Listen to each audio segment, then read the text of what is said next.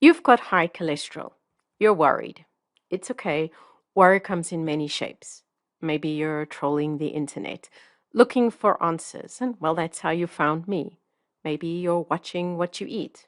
Of course, this is a loaded thing. Are eggs in or out? Maybe you're risk averse, so you're taking a statin. But every decision comes with risks, and knowing what they are improves the quality of your decision making. So, statins lower cholesterol, but they also hurt muscle. In fact, researchers have coined a phrase to describe the problem: SAMS. It stands for statin associated muscle syndrome. It's well documented, just like the fact that statins can push some people into being type 2 diabetic. Some people, the genetically disadvantaged. Oops, if this is you.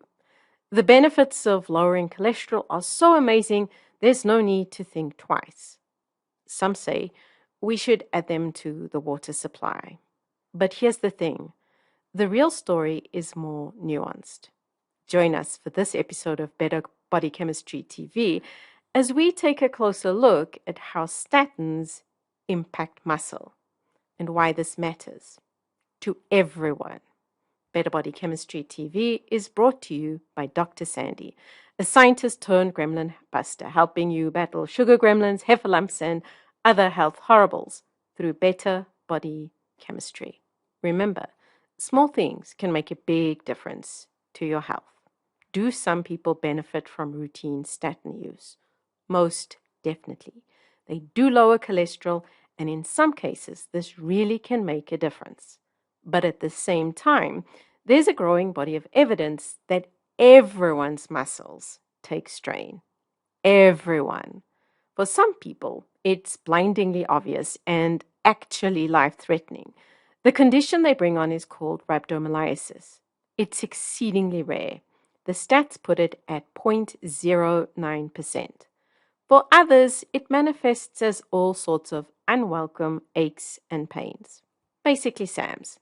The discomfort is noticeable enough for the person to say, "Hey doc, these drugs are killing me. Do something."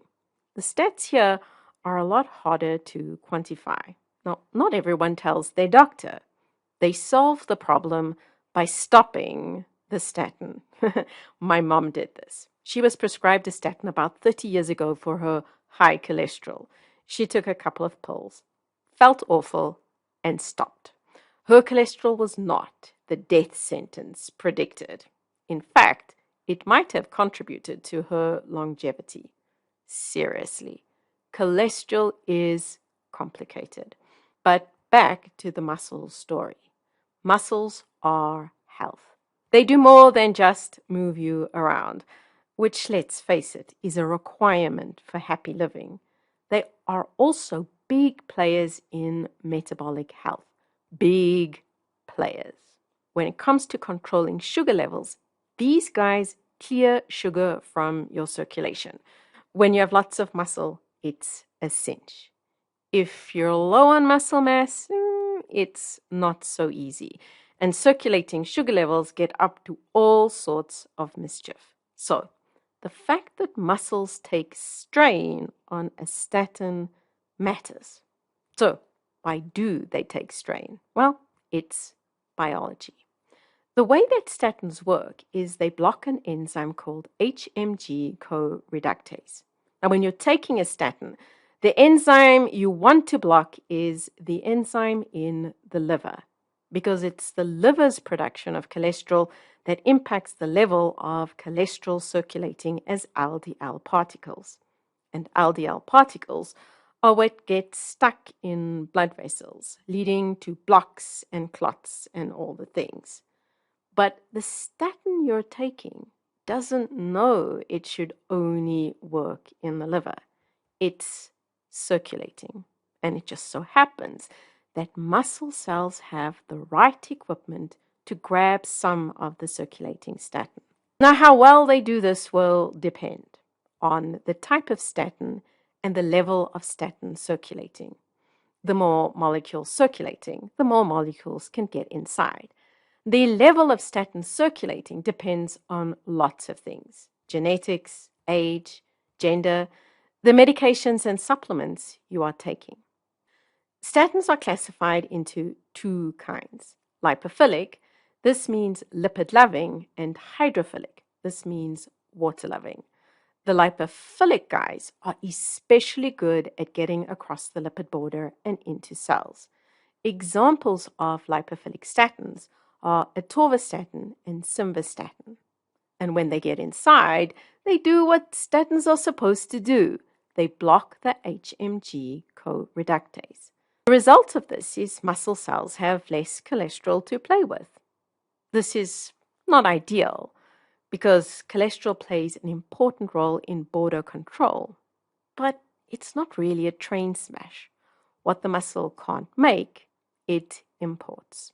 And LDL deliveries take care of the problem. This is one of the reasons that statins lower LDL levels in the blood. The LDL particles are making cholesterol deliveries.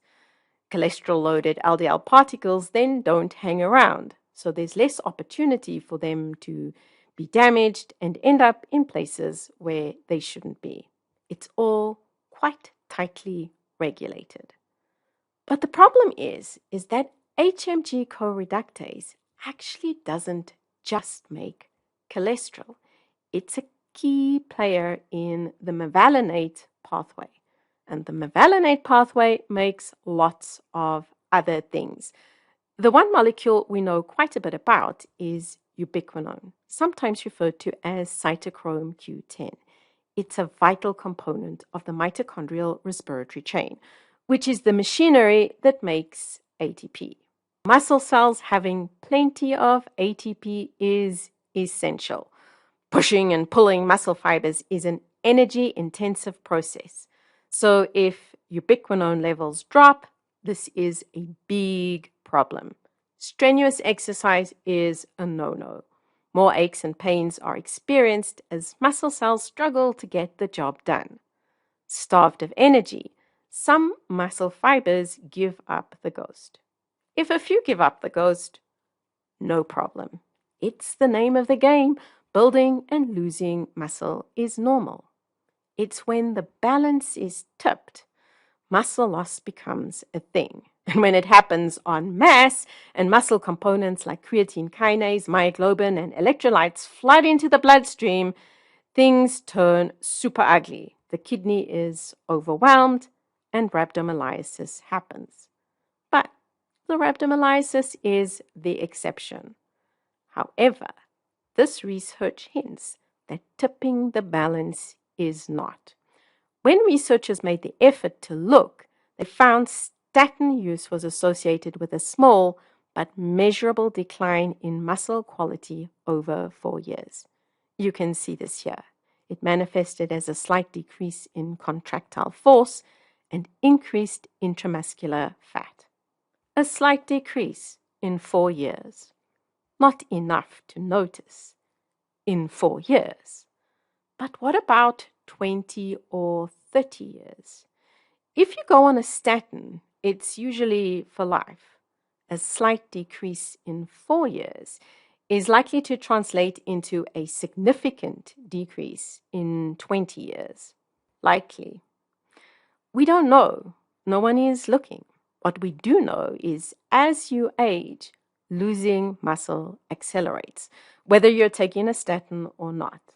The biology suggests that statins will amplify the loss, contributing to a loss of physical capacity and independence.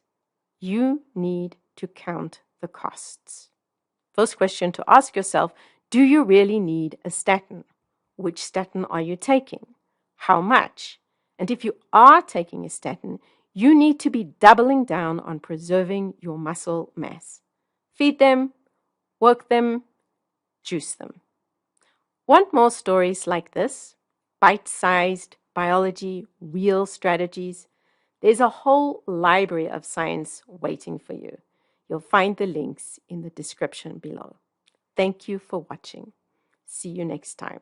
Remember, small things can make a big difference to your health.